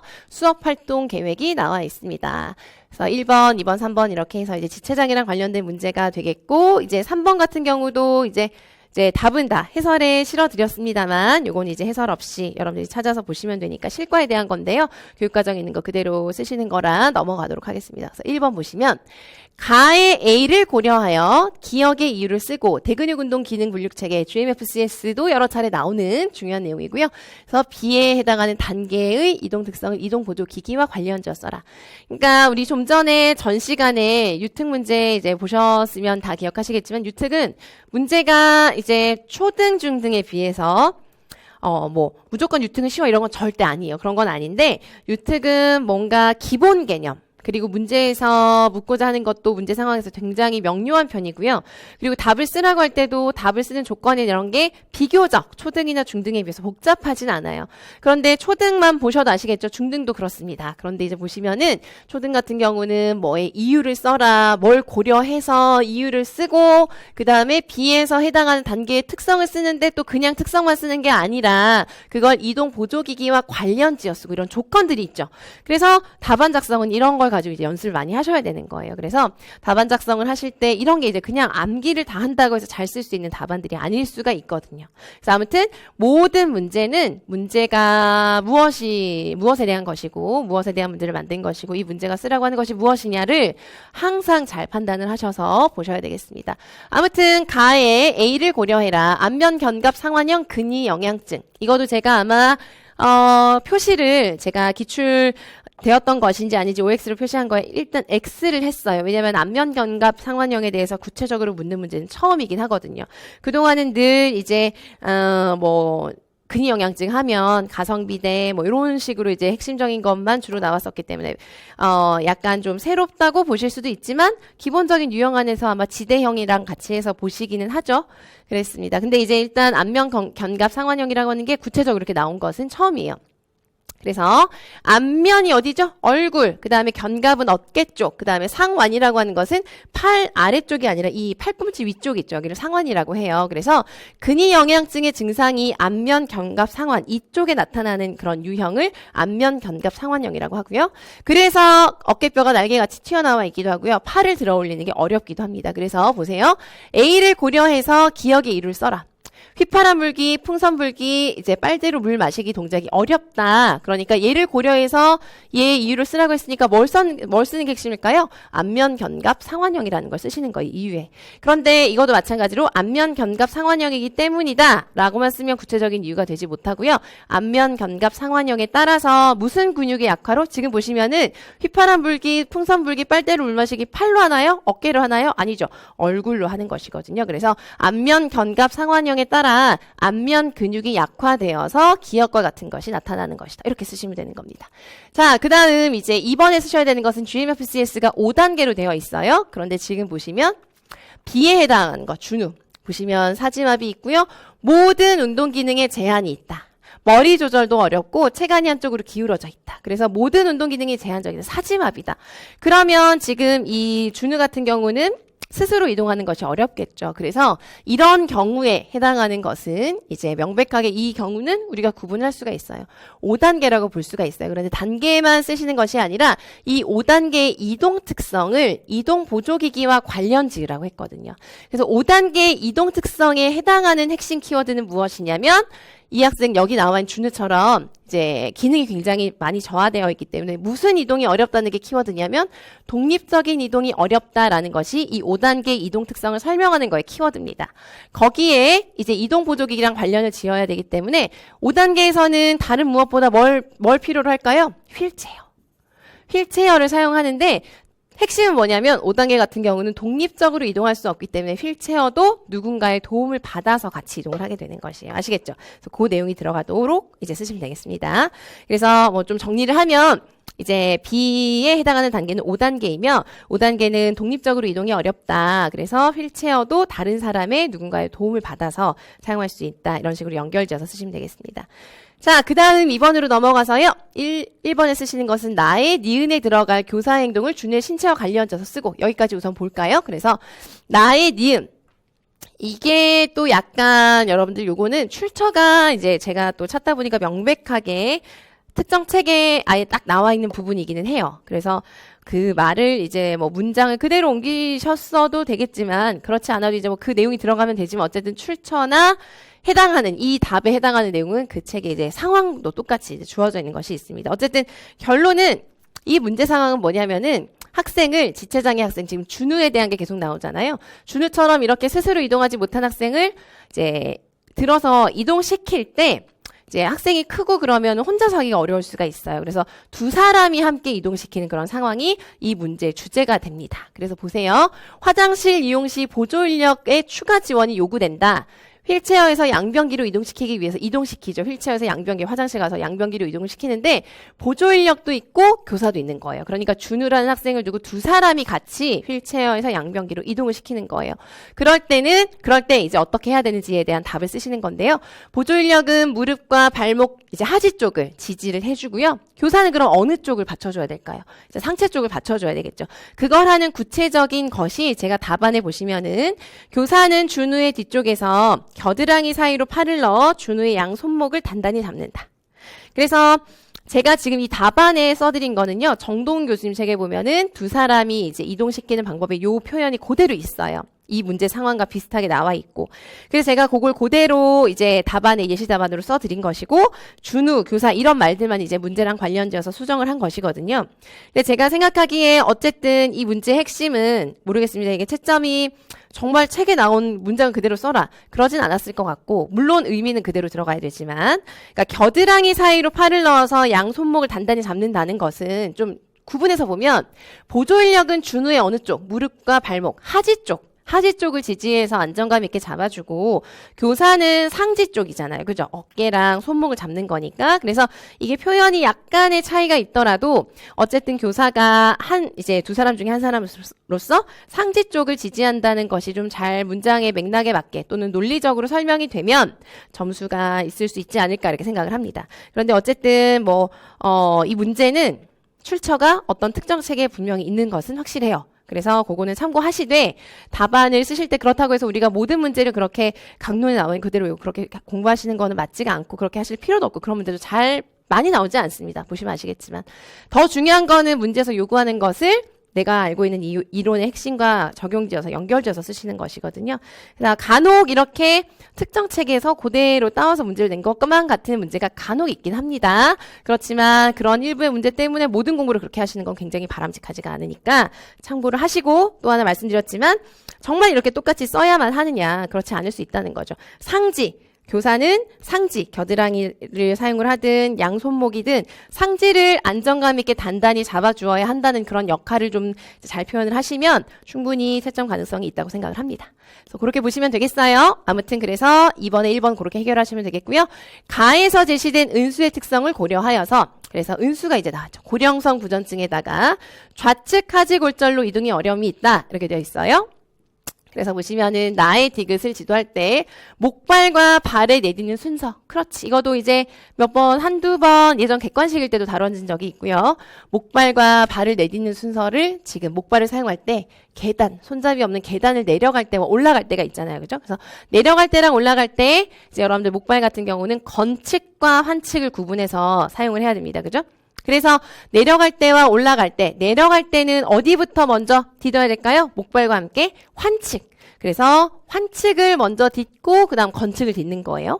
그런데 지금 보시면 은수를 대상으로 하는 것이기 때문에 환측, 건측 이런 말을 쓰시는 건 그냥 이론적으로 외우신 것이고요. 은수가 어느 쪽이 환측인가요? 좌측. 그러니까 좌측이라고 써주셔야 돼요. 환측은 좌측이죠. 그러니까 계단을 내려갈 때는 목발과 환측을 먼저 단 아래로 내딛고 그 다음 건측인 우측 발을 내딛도록 한다. 이렇게 쓰시면 되겠습니다. 그 내용이 들어가도록 쓰시면 되겠습니다. 자, 그래서 보시면 그러니까 문제 유형을 보세요. 여러분들이 이제 처음 공부를 하시려고 하는 분들이나 올해 시험을 보신 분들도 다시 이제 준비를 하셔야 되는 분들도 문제 유형, 문제가 요구하는 것. 그러니까 문제 답을 다 보시면 길게 쓸 내용들이 있는 것이 아니거든요. 이제 다 간단한데 핵심과 관련 지어야 되는 거 이런 것들을 빠짐없이 고려해서 쓰셔야 되는 것이 중요한 부분입니다. 아무튼 그런 유형들 보시면서 체크하시면 되겠고요. 다음 문제로 넘어가도록 하겠습니다. 이제 B의 3번 이제 보시면은요. B의 3번 보시면 이제 교육 실습생이 작성한 성찰일지이다. 그 다음에 뭐 교육과정의 내용이 나와 있고 합니다. 자, 그래서 바로 이것도 문제 볼게요. 기억, 리을 중에서 적절하지 않은 내용 두 가지를 찾아서 각각의 기호와 그 이유를 쓰시오라고 되어 있습니다. 그래서 이제 이유를 보시면은요. 바로 이제 이거는 고치는 것이 아니라 이유를 쓰시는 것이니까 그거에 초점을 두고 이제 보시면 되겠어요. 지금 앞부분에 지금 문제 맥락은 무엇이냐면 특수교육 대상자로 선정이 되면 특수학급에서 공부를 하게 될 수도 있다고 하셨다. 담임 선생님과 지도 선생님은 지속적인 학습 어려움 때문에 진단평가 의뢰를 고민 중이시다. 그래서 교육실습생과 학습장애에 대한 어떤 이야기를 해본 결과 이런 사항이 발견되었다. 다시 한번 확인해야 되겠다. 이런 상황이죠. 첫째, 진단평가 과정에서 부모 등 보호자의 의견 진술 기회가 보장되어야 한다. 이거는 법적으로 권리적으로 절차적 권리로서 보호자의 의견 진술 기회가 보장되어야 합니다. 둘째, 지적 능력이 정상이면 학습장애를 지닌 특수교육 대상자로 선정될 수 없다. 틀렸죠? 이건 틀렸습니다. 나머지도 맞는지 우선 보시면 학업 성취 평가에서 낮은 점수를 받은 경우 다른 장애 때문에 나타난 결과임이 밝혀져도 학습 장애를 지닌 특수교육 대상자로 선정될 수 있다. 이렇게 되어 있습니다. 학업 성취 결과에서 낮은 점수를 받은 경우 다른 장애 때문에 나타난 결과임이 밝혀져도 학습 장애를 지닌 특수교육 대상자로 선정될 수 있다. 그러니까 학습상의 어떤 어려움, 학습상의 어려움을 가지고 이제 설명을 하는 것이잖아요. 그런데 이제 학습상의 어려움을 우리가 볼 때 이 학습장애에 대한 그런 정의에서 배제 요인이라는 게 있죠. 배제 요인이라고 하는 거는 얘가 학습상 어려움이 있는데 예를 들어서 경제적으로나 사회적으로 너무 취약해서인지 문화적으로 뭔가 달라서인지 이런 경우도 있을 것이고 여기 나와 있는 것처럼 다른 장애 때문에 나타난다. 예를 들어서 정서행동 장애가 분명해요. 그리고 정서행동 장애 때문에 학습에 어려움이 있다. 그럼 학습장애에서 배제 요인이 되는 것이에요. 아시겠죠? 그래서 이것도 학습장애로 선정될 수 있다가 아니라 틀렸습니다. 자, 그 다음에 특수교육 대상자 또는 그 보호자는 특수교육 지원센터의 특수교육 대상자 선정 및 배치 결과에 대해서 이의가 있을 경우 이의 신청을 할 수 있다. 있죠? 그래서 이건 맞는 사항입니다. 그래서 이거는 법적인 내용과 진단 과정과 대상자 선정 절차와 그 다음에 학습장애 개념 이런 거 같이 물어보는 문제라고 보시면 돼요. 자, 그래서 여기 보시면 적절하지 않은 내용 두 가지를 찾고 그런데 이거는 고치라고 하는 것이 아니라 이유를 쓰라는 문제입니다. 그죠? 이유를 쓰라고 하는 문제이기 때문에 보시면은요. 지적 능력이 정상이면 학습장애를 지닌 특수교육 대상자로 선정될 수 없다. 이건 틀렸어요. 근데 이유를 쓰는 것은 무엇이냐면 학습장애는 지적 능력이 정상이면서 학습장애 어려움이 있어야 된다라고 이제 고치면 그럼 고치는 문제가 되는 거고 이유를 쓰라고 하면 지적 능력이 정상이면 학습장애를 지닌 특수교육 대상자로 선정될 수 없다 해서 틀린 부분이 어디냐면 이 없다라는 부분이 틀렸잖아요. 그죠? 그러니까 이게 아니라는 걸 이유를 써주셔야 되는 거예요. 그러니까 이거는 뭐 좀 약간 뭐 당연한 얘기긴 하지만 학습장애는 지적 능력이 정상이면서 학습상의 어려움이 있는 학생들, 지적 능력이 정상 범주에 있으면서 학습장애 어려움이 있는 경우를 이제 학습장애로 진단하기 때문에 대상자로 선정하기 때문에 이제 이것은 적절하지 않은 설명이다. 이런 식으로 풀어서 왜 틀렸는지에 대한 이유를 설명을 해주시는 거예요. 또는 조금 더 덧붙이자면 지적 능력에 따라서 지적 능력이 뭐 결함이 있어서 학습장애 어려운 것은 학습장애가 아니라 지적장애로 분류가 될 수 있으므로 그것도 포함을 해서 설명을 하실 수가 있어요. 이유니까. 아이고. 아시겠죠? 그래서 이유를 쓴다는 것은 그냥 단순하게 고치는 게 아니라 왜 틀렸는지 틀린 부분이랑 관련된 부연 설명이나 근거를 제시한다. 이렇게 알아주시고 이것도 마찬가지 만약에 고치라고 한다면 있다를 없다라고만 고치면 되겠죠. 그런데 이거는 여러분들이 이제 이유를 쓰시는 거니까 다른 장애 때문에 나타난다면 학습장애 어려움이 있다는 것은 학습장애에 대한 대상자 선정에서 배제 요인에 해당하는 것이다. 그래서 다른 장애로 인한 학습장애 어려움이 있을 경우 학습장애로 포함할 수가 없다. 배제 요인에 해당하여서 포함할 수 없다. 따라서 적절하지 않은 설명이다. 이렇게 배제 요인이라는 걸 관련지어서 쓰셔야 되는 문제입니다.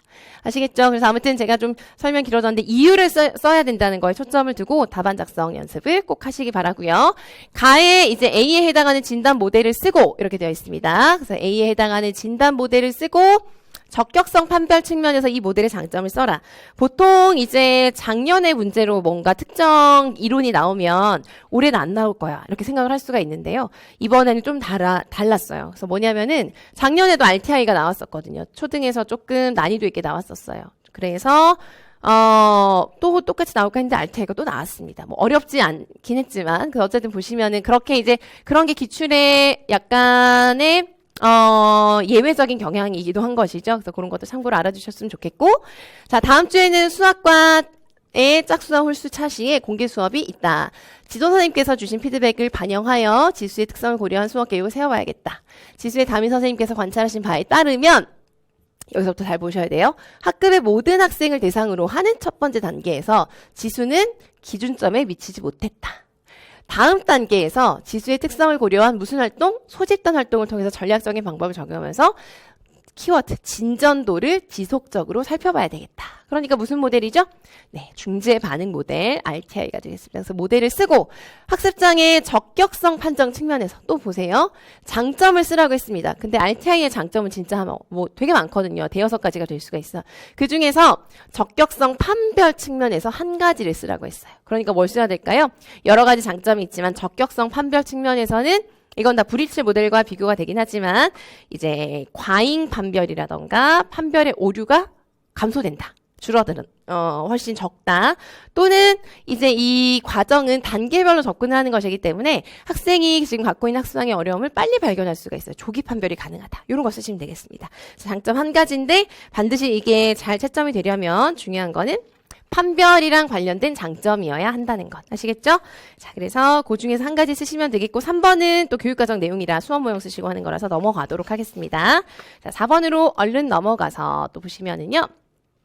자, 4번도 문제 상황이 굉장히 길게 나와 있는데 1, 2, 3, 4가 소문항으로 나와 있는데요. 2번, 3번은 초과정 문제입니다. 그래서 초과정은 3번이고 2번은 교육과정 문제라서 그냥 넘어가도록 할게요. 1번, 4번만 보겠습니다. 캐스트의 보편 작업설계 원리 또 나왔어요. 이것도 정말 잘 나오는 그런 중요한 개념이 되겠습니다. 보편 작업설계 원리는 너무너무 중요하죠. 이론적으로도 실제 통합이랑 관련해서 너무 중요하고. 그런데 시험에 나오는 문제는 물론 앞으로 나올 가능성이 또 되게 많고 나올 만한 내용들도 많지만 현재까지 기출로 봤을 때는 이제 보편작설계 3가지 원리 중에 하나 쓰는 건 정말 가장 중요하고 가장 반복이 많이 됩니다.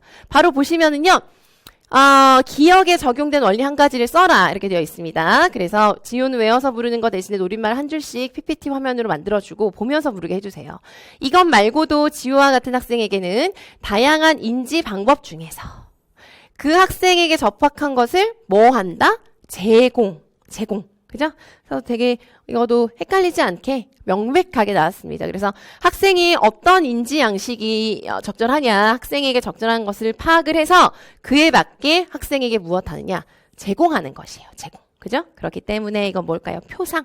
다양한 표상의 원리가 되겠습니다. 그 원리를 한 가지 쓰시는 거고요. A와 같은 협력교수의 형태를 써라. 협력교수 형태도 너무너무 중요하죠? 여기 보시겠습니다. 선생님 지난주에 수업은 평행교수를 했잖아요. 이번에는 수업의 계획부터 실행과 평가까지 같이 책임지고 싶다. 동기유발 단계는 우리들이 역할놀이를 준비해봅니다. 이것도 아주 간단하게 키워드. 뭘까요? 팀태치. 그대로 용어 쓰시는 문제입니다. 자, 그 다음 4번으로 넘어가서 2010년에 AAIDD에서 제시한 지원 모델에 근거하여 미음에 해당하는 내용을 써라 이렇게 되어 있습니다.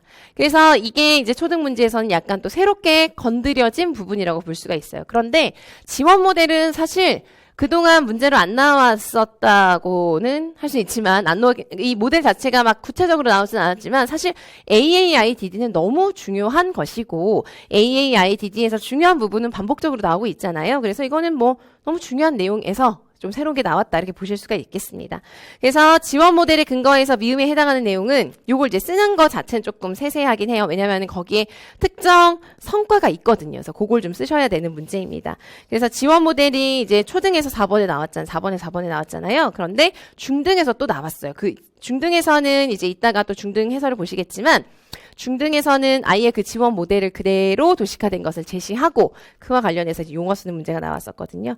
그래서 아무튼 이 지원이랑 관련을 해서 여러분들이 들어갈 수 있는 내용은 해설에 보시면은 B-4에 보시면 이제 3가지 있죠? 이 중에서 한 가지 쓰시는 거예요. 미음에 해당하는 거. 다른 개인적인 성과도 기대할 수 있다. 그래서 지금 보시면 위에 보시면 이제 그렇게 된다면 학교뿐 아니라 지역사회 환경에서의 활동 기회 증진이라는 개인적 성과를 가져올 수 있겠다라고 했죠. 그래서 거기 보시면은 이제 4가지가 있는데 그거 빼고 이 답으로 쓰실 수 있는 것은 요거도 내용으로 들어가거든요. 활동 기회 증진. 활동 기회 증진도 있고 독립성, 인간관계, 사회공헌 기회, 개인적 안녕과 삶의 만족감이 있는데 이제 이건 활동 기회는 제시가 되었으니까 이거 빼고 3가지 중에 한 가지 쓰시는 거예요. 이해되시겠죠? 자, 아무튼 AAIDD는 지적장애에서 지적장애에 대한 개념을 설명해주는 가장 중요한 이론적인 체계입니다. 그래서 그거는 이제 지원 모델이 나왔기 때문에 그리고 또 지원 모델이 또 너무 새롭다고도 할 수 없는 게 작년이죠? 작년, 재작년? SIS도 나왔었거든요. 지원 정도 척도. 그래서 아무튼 지적장애 학생들은 개별적인 요구에 맞게 지원하는 게 정말 중요합니다. 그래서 그와 관련된 건 여러분들 앞으로 공부하실 때에도 중요하다고 생각을 하시고 잘 봐주시면 좋겠어요. 자, 아무튼 4번 그렇게 보셨고요. 5번으로 넘어가겠습니다. 이제 5번 보시면은요, 이제 초임 특수교사가 관찰한 특성들과 이에 대한 교사의 조언이다. 그래서 여기는 이제 초임 교사가 관찰한 특성에 대한 내용, 여기는 조언이 나와 있어요. 바로 보겠습니다. 기억이 뭐냐? 그냥 써라. 기억이 무엇인지 써라. 이렇게 되어 있어요. 그래서 보시면 은지가 잘 말을 못해요. 잘 말을 못하는 상황이어서 기억, 표정, 몸짓, 그림 가리키기, 컴퓨터 등. 근데 이게 보세요. 굉장히 광범위하죠. 표정, 비구어적인 것, 몸짓, 그림 가리키기, 컴퓨터 이런 굉장히 광범위한 것들을 포함하여서 비구어적, 그러니까 말을 하는 대신 사용하는 이런 여러 가지를 사용하는 지도 방법. 그래서 이걸 통해서 무엇을 도와준다? 언어 발달. 그래서 이거는 크게 굉장히 어떤 특정 일부에 대한 개념이 아니라 큰 개념을 물어보는 거예요. 보완대책 의사소통 체계 이렇게 쓰시면 되겠습니다. ALC. 자, 그 다음에 니은의 예로 적절하지 않은 것을 A, D에서 찾아서 바르게 써라 이렇게 되어 있습니다. 그래서 소희를 보시면 지금 문법적인 오류가 많고 뭐 말을 할 때 조금 이제 부족한 점이 있고 해요. 그래서 언어 지도시 일상생활과 관련돼서 잘 계획되고 통제된 맥락을 활용한다 이렇게 되어 있거든요. 그래서 여러분들 의사소통 강요서 보시면 이제 발화기법이라고도 되어 있지만 맥락을 활용한 발화기법 이런 식으로 정리가 되어 있죠. 그래서 거기 보시면 우리가 시험에서 정말 친숙하게 많이 본 혼잣말 기법, 평행적 발화, 그 다음에 확장, 확대 얘는 조금 새로운 상황으로 제시가 되긴 했지만 여러분들 이론서에서는 항상 좀 같이 나오기도 하는 부분이죠. 그래서 아무튼 혼잣말 기법, 평행적 발화 기법 너무너무 중요한데 다 맞게 나와 있습니다. 그죠? 그런데 이제 확장과 확대에서 보시면 확장 같은 경우는 뭔가요? 학생이 이제 어떤 발화를 하면 그 학생의 발화에서 어떤 것을 수정해 주는 것이죠? 문법적인 걸 수정해서 교사가 그 학생이 말한 발화의 내용을 다시 완성된 문장으로 다시 제시를 해 주어야 되는 기법이에요. 그런데 교사가 신어라고 말했을 때 그것이 맞아요. 이거는 완전히 확장하기랑 맞는 이제 예시가 아니겠습니다. 그래서 적절하지 않은 것을 찾아서 고쳐 쓰는 것. C가 이제 틀렸어요. 근데 고쳐 써야 됩니다. 그러니까 확장하기에서 학생이 신어라고 말을 했어요. 그러면은 이제 확장이라고 하는 것은 이제 기본적으로는 문법적인 어떤 요소를 이제 잘 갖추어서 완성된 문장으로 말을 해줘야 되거든요. 근데 이 문법적인 요소에는 또 여러 가지가 들어갈 수 있습니다. 학생이 지금 교사랑 말을 하는 상황에서 반말로 신어 이러면 안 되겠죠. 그러니까 이건 답이 두 가지 정도가 될 수가 있어요. 신어를 그냥 신어요 라고 교사가 말을 해주는 거예요. 학생이 신어 그랬으니까 신어요. 그런데 여기에 또 뭐가 될 수가 있냐면 여러분들 이제 오해를 하시면 안 되는 게 학생이 지금 신어라고 발화를 했지만 이걸 그냥 짧게만 말했지만 이건 의미를 추가하는 게 아니라 학생이 신어라고 하는 말 안에는 뭐가 지금 생략이 되어 있는 거나 마찬가지죠? 신발을 신어. 그죠? 이거는 신발을 이라는 말을 해준다고 해서 없던 의미를 추가하기 때문에 확대다 이게 아니라 학생은 지금 문장을 다 갖추어서 말하지 않은 상황이잖아요. 그리고 신발이라는 말을 내포해서 말한 상황이고 그죠? 그러니까 이건 신발을 신어요 라고 해주는 것도 확장에 들어갈 수가 있어요. 아시겠죠? 이건 고은 교수님 책에 보면은 유사한 예시가 있습니다. 그러니까 확대는 확장과 확대를 구분할 때 확대는 의미가 학생이 원래 말하려고 했던 거에 의미가 추가되는 거예요. 추가. 그런데 얘가 지금 신어요라고 했을 때는 신발을 신는다는 걸 이미 포함을 했어요. 말을 안 했다 뿐이지. 그러니까 신발을 신어요라고 말을 해주는 건 의미를 추가한 게 아니라 학생이 다 말하지 않은 문장의 요소를 포함해서 완성된 문장을 말해주는 거거든요. 그래서 이제 말씀드리고자 하는 거는 바르게 고칠 때 신어요라고 하셔도 되고요. 신발을 신어요라고 하셔도 돼요. 그래서 그거를 좀 여러분들 좀 알아주시라고 제가 답안 팁에다가 정리해 놨거든요. 그거 해설해서 좀 읽어보시면 될 것 같습니다. 자, 다음 문제로 넘어가서 디귿과 리을에서 나타난 오류는 언어학의 하위 영역 중 어느 영역이냐. 유특에서도 유사한 문제가 나왔고 올해 중특에도 이게 유사한 게 나왔습니다. 아무튼 보시면은요. 김치 매운 먹어요와 같은 문장을 사용한다. 김치 매운 먹어요. 어떤가요? 김치가 맵다는 건 알겠지만 문장이 맞지가 않죠. 그러니까는 언어의 하위 영역 중에서 무슨 영역? 구문론에 해당하는 것이 되겠고요. 생각이 자랐어와 같은 말을 이해하지 못한다. 이 말은 뭐냐면 생각이 어떻게 자라? 생각이 키가 있어? 그래서 생각이라는 말을 좀 은유적으로 비유적으로 표현한 것에 대한 이해를 하지 못하죠. 그러니까 무슨 어려움이 있냐면 의미론적인 것에 대한 어려움이 있는 것이죠. 그래서 구문론, 의미론 이렇게 쓰시면 되겠고요. 그리고 이제 마지막 문제를 보시면은 미음의 개선을 위한 지도를 할 때 A에 들어갈 교사의 말을 비읍을 활용해서 써라 이렇게 되어 있습니다. 자, 그래서 보시면 지금 인호가 미음을 보시면 주어를 빼고 말하는 경우가 자주 있다 이렇게 되어 있어요. 그래서 주어를 빼고 말하는 거예요. 먹어요 사과. 주어가 없죠. 누가 먹는지. 그런데 W 질문법을 하라고 했어요. W 질문법이 무엇인가요? W로 시작하는 거니까 육하원칙이라고 보시면 되겠죠. 누가 무엇을 언제 어떻게 왜 이런 것들을 활용해서 질문을 하는 그런 전략인데 여기에서는 지금 주어가 없으니까 주어를 포함할 수 있도록 교사가 질문을 해야 되겠죠? 그러니까 W 질문법에 맞추어서 어떤 예시문을 쓰면 될까요? 누가 사과를 먹나요? 이런 식으로 예시문을 쓰시면 되죠. 그래서 이 문제는 여러분들이 이제 이 문제 상황을 잘 분석을 하고 이 W 질문법이 뭔지를 아는지를 확인해 보는 그런 문제가 되겠습니다. 아시겠죠? 그래서 네, 요거는 이제 2번에 대한 답안 작성을 좀 깔끔하게 잘 하시면 나머지는 어렵지 않게 또 푸실 수 있지 않을까 이렇게 생각을 합니다. 자, 그다음 이제 또 초등에서는 이제 마지막 문제를 보시면은요. 자폐 학생들이 포함되어 있는 학급에서 이제 과학과 수업이랑 관련을 해서 수업 설계 일부이다라고 해서 제시가 되어 있습니다. 그래서 예상되는 어려움 그다음에 뭐 키우기 활동 방향 뭐 이런 것들이 이제 쭉 나와 있어요. 문제를 바로 보시면은 기억에서 활용한 컴퓨터 보조 수업의 유형을 써라. 바로 이거부터 볼까요? 그래서 1번에는 컴퓨터 보조 수업 유형, CAI의 유형을 쓰셔야 되는데 이것도 또 나왔었죠. 2002년 전쯤에 초특으로 나왔었고요. 그 전에 또 유특 문제로 나왔었습니다. 그래서 반복적으로 나오는 내용 중에 하나인데요. 여기 보시면 이제 컴퓨터 보조 수업을 활용하는데 중요한 키워드들이 또 다 제시가 되어 있어요. 실제 활동에서 하는 게 아니라 전에. 실제 활동 전에 새싹 채소를 키우는 것과 어떤 상황에서 유사한 상황에서 이런 선택을 해 나가면서 뭐 하는 거냐? 체험, 연습하는 거예요. 그래서 CAI의 이제 유형 보시면 개인 교수형, 반복 학습형 등등등이 있잖아요. 그죠? 그래서 그와 관련해서 시뮬레이션형. 그 중에서 이제 유사한 상황에서 연습하는 거니까 시뮬레이션형이라고 쓰시면 되겠습니다. 그리고 얘는 이제 교육과정 문제예요. 그래서 교육과정 문제랑 관련을 해서 이제 쓰시는 거랑 확대경을 사용해서 관찰한다. 이거 그대로 교육과정에 나와 있는 거 쓰시면 되고요.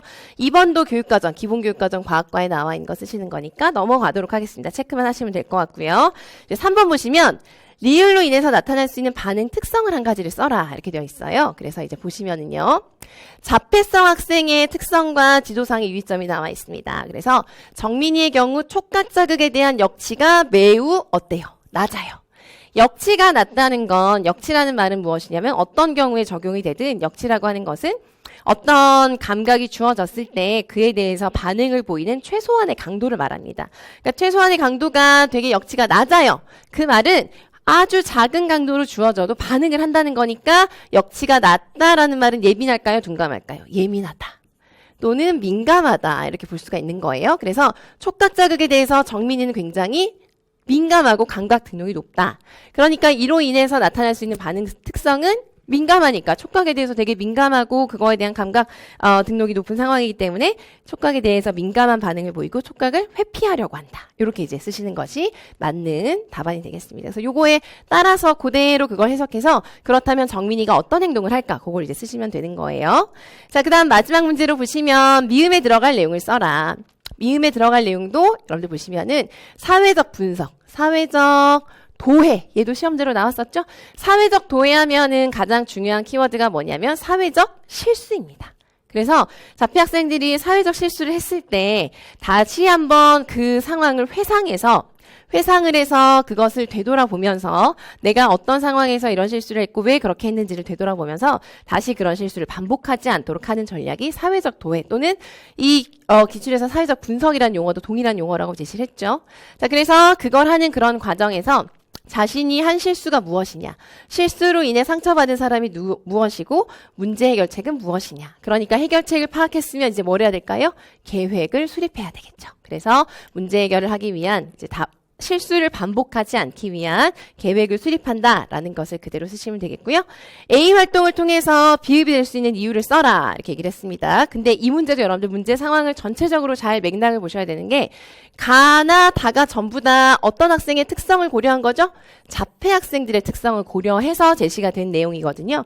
그래서 이 부분도 그걸 계속 생각하면서 보셔야 되는 거예요. 그래서 새싹 키우기 뭐 학습을 한다. 그런데 정민이와 경태, 자폐 학생인 거죠. 그러니까 이 자폐 학생의 불안감을 감소하고 학습 참여를 증진시키기 위해서 이렇게 한다는 거예요. 그래서 이렇게 하면 이렇게 될 수 있는 이유를 쓰는 건데 자폐 학생의 특성을 고려한 맥락에서 이제 여러분들이 보시는 거죠. 그래서 견학을 가는데 견학 전에 미리 준비한 동영상을 통해서 미리 보여준다. 어떤 건지 아시겠죠? 식물원에서는 새로운 식물을 살펴보기 전에 사진을 활용해서 미리 또 설명을 해주는 거예요. 그래서 이거는 뭘까요? 이 답안의 키워드는 뭘까요? 자폐 학생들은 새로운 걸 보면 이제 새로운 상황에 대해서 굉장히 거부감이나 새로운 상황에 적응하는 융통성이 없잖아요. 그죠? 그래서 미리미리 보여주어서 학생이 무엇 할 수 있도록 예측 가능하도록. 요게 이제 가장 핵심이 되겠습니다. 그래서 식물원이든 이제 수업에 대해서 미리 예측할 수 있도록 A와 같이 하여서 자폐 학생이 예측 가능하도록 하여서 불안감을 감소시키고 참여를 더 많이 할 수 있도록 한다. 이런 식으로 답안을 쓰시면 되겠어요. 아시겠죠? 그래서 이제 이거는 그냥 이제 뭐 요 부분만 딱 보시면은 답이 좀 자연스럽게 설명이 안 될 수가 있어요. 그래서 자폐 학생의 특성이라는 큰 문제의 상황과 맥락을 고려하여서 답안을 쓰셔야 됩니다. 자, 그리고 나머지 문제는 이제 7번, 8번은 모두 초과정 문제여서 이제 초등 문제도 우리 전공 문제는 다 보셨습니다. 자, 아무튼 여기까지 보셨고요. 유특 문제도 여러분들 꼭 보시고 유형은 다르지만 어쨌든 공통적인 것은 문제에서 요구하는 것, 문제 상황에 주어진 단서 이런 것들 잘 파악하고 관련 지어서 쓰시는 게 정말 중요합니다. 그런 식으로 이제 그런 부분에 초점을 두시고 기출문제를 보시기 바랍니다. 여기까지 초등 특수 해설 마치도록 하겠습니다.